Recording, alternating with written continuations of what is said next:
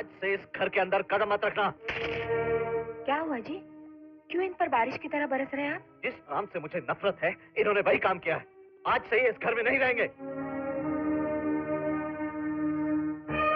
क्यों रे? क्या किया है तुम लोगों ने? हमने नहीं माँ जी, इसने एक अपोजिशन कैंडिडेट की धुलाई की और सच्चाई बुलवा ली। क्यों रे? माँ जी, वो तो इमरजेंसी में करना पड़ा था। जाओ। हाँ। मैं तो समझी थी न जाने कौन सा पहाड़ टूट पड़ा है। क्यों जी?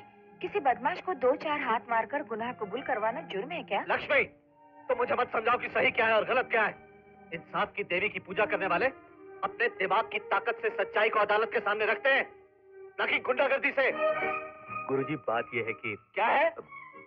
गुरुजी, उसने कानून की आंखों में धूल झोंकी थी और ये सब साबित करने के लिए मेरे पास और कोई रास्ता नहीं था, इसलिए मैंने। लक्ष्मी! अरे गुरुजी, इनसे कह दो कि मैं इनसे बात करना नहीं चाहता और ये भी मुझसे बात ना करें। कानून की डिग्री हासिल करने के बाद ये लोग लावारिसों की तरह भटक रहे थे। मैंने इनको पनाह दी, इनकी सरपरस्ती की, ताकि ये कानून की इज्जत करे, न कि गुंडों की तरह उसे सरे बाजार नंगा करे। इनसे कह दो कि चले जाएं यहाँ से। देखिए, इतना गुस्सा करने की कोई जरूरत नहीं है। आखिर हमने इन्हें अपनी औलाद की तरह पाला है। एक छोटी सी भूल की इतनी बड़ी सजा। भगवान के लिए इन्हें घर से मत निकालिए। लक्ष्मी, अगर तुमने इनकी तरफदारी की तो तुम भी इनके साथ जा सकती हो। हे राम, अब मैं क्या करूं? माँ जी, आप हमारे लिए बहस क्यों कर रही? अदालत के सामने मेरा गुनाह साबित हो चुका है। जज साहब का फैसला ही इंसाफ है। माँ जी, ये सच है माँ जी कि उसने झूठ बोला।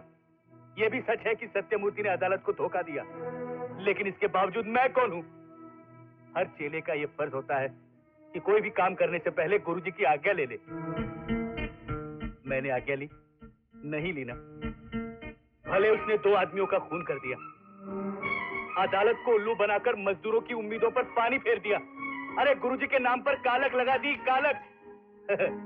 लेकिन जब मैं उसे 2 हाथ मारकर पुलिस स्टेशन ले गया तो उसने सारी सच्चाई कबूल कर ली। अरे दुर्गा प्रसाद के चेले ने तो कमाल कर दिया। पब्लिक तालियां मारने लगी थी, तालियां। लेकिन उन्हें क्या मालूम था माँ जी कि ये तालियां नहीं, मेरे लिए गालियां होंगी।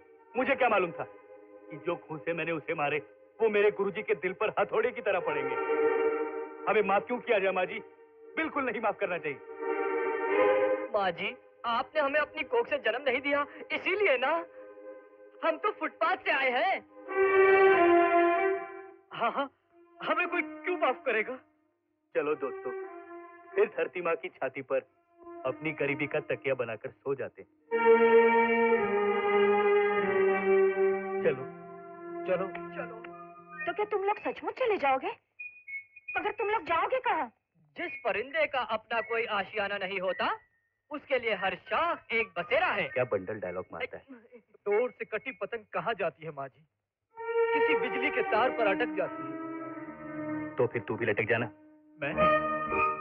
माँ जी, इस जन्म में हम आपका कर्जा नहीं चुका पाएंगे, लेकिन अगले जन्म में जरूर चुकाएंगे माँ जी।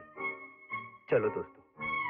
चल उड़ जा रे पंछी। अरे रुको, ये तो, अरे रोकिए ना उन्हें, वो लोग जा रहे हैं। सुनो अशोक,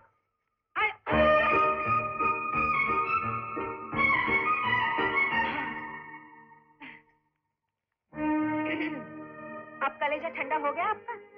चलिए, अब दोनों मिलकर पेट भर के खाना खाएंगे। बच्चों की पसंद का बैंगन का भरता बनाया है। बैंगन का? मुझे भूख नहीं है। हाँ, आपको क्यों भूख लगेगी? आपका पेट तो उनको घर से बाहर निकाल कर ही भर गया होगा। क्यों जले पर नमक छिड़कती हो? एक बाप के नाते क्या मुझे इतना भी हक नहीं कि मैं उन्हें डांट सकूं? मैं जानता हूं ये सब उन्होंने मेरे कैरियर पर लगे धब्बे को मिटाने के लिए किया है। तुम क्या समझती हो मुझे इस बात की खुशी नहीं? मैंने गुस्से में कह दिया कि घर छोड़कर चले जाओ, तो घर छोड़कर निकल लिए। ये भी तो कह सकते थे कि गुरुजी हमसे भूल हो गई है, हम दोबारा ऐसा नहीं करेंगे। आप कौन होते हैं हमें घर से निकालने वाले? करेक्ट। यस।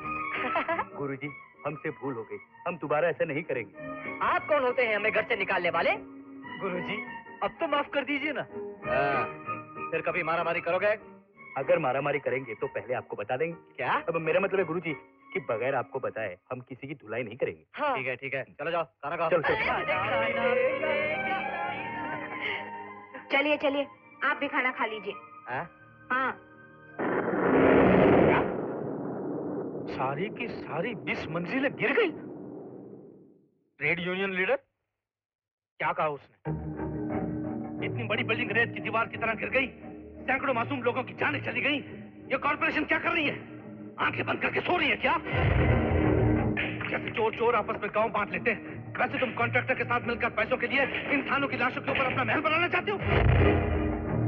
इस हादसे में जिन लोगों की मौत हुई, उनके लोगों को हटाना दो। उन कॉन्ट्रैक्टर्स को फौरन गिरफ्तार करके सजा दो, जिनकी बनाई हुई बिल्डिंग हवा का जरा सा झोंका भी बर्दाश्त नहीं कर पाई। सिर्फ 24 घंटों का वक्त है तुम्हारे पास। फैसला तुम्हारे हाथ में है। एक्शन तुम लोगे या हम खुद लें?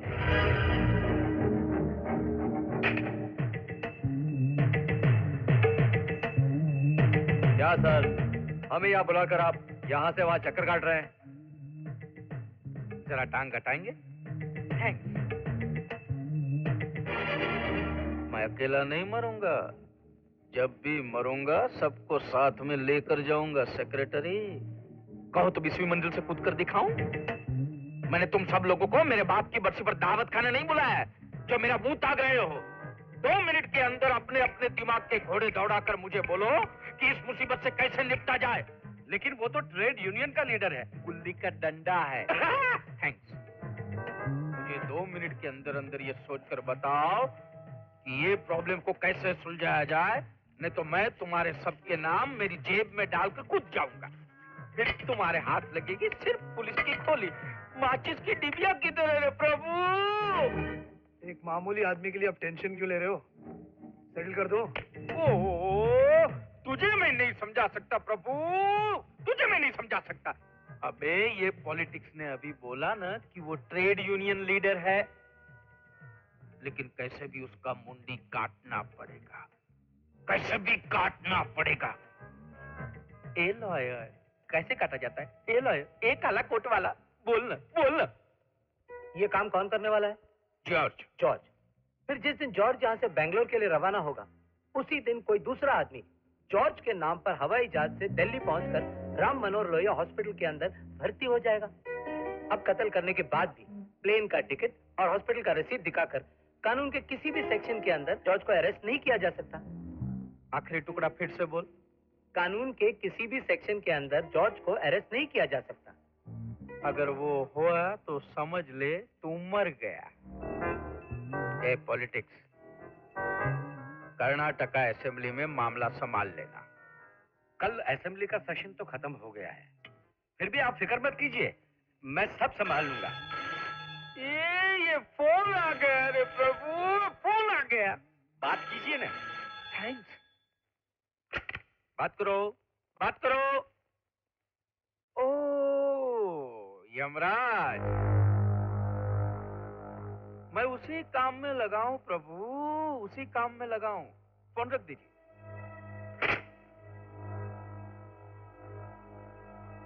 कल शाम 4:30 बजे का शुभ मुहूर्त निकाला है यमराज ने। शाम 4:30 बजे। एग्रीमेंट पूरा हो गया, बाकी की बात विद्यासागर जी से कर लेना। सॉरी, 4:30 बजे से 2 मिनट लेट हो।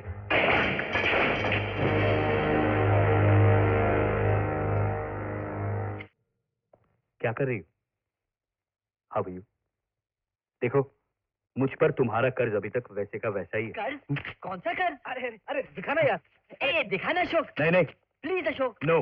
बेटा बहुत दिनों से देख रहा हूँ तू इस किताब से अकेले बातें करता रहता है। क्या है इस किताब में? अरे दिखाना। अरे यार, अरे नहीं, अरे दिखाना।